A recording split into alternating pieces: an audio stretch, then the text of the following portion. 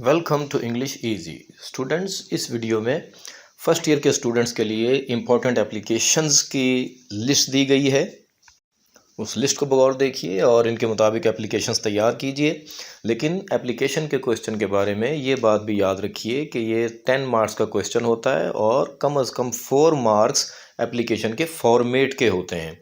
इसलिए फॉर्मेट और उसके अहम पॉइंट्स भी इस लिस्ट के आखिर में दे दिए गए हैं, उसको भी बगौर देखिए।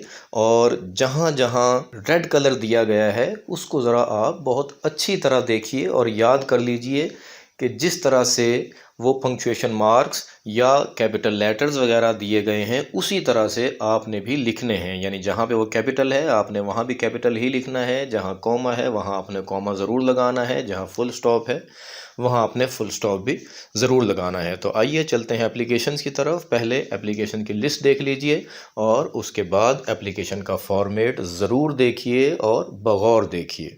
वीडियो को अपने दोस्तों से शेयर करना ना भूलिए और चैनल को सब्सक्राइब ज़रूर कीजिए और लाइक और शेयर भी कीजिए। Thank you very much.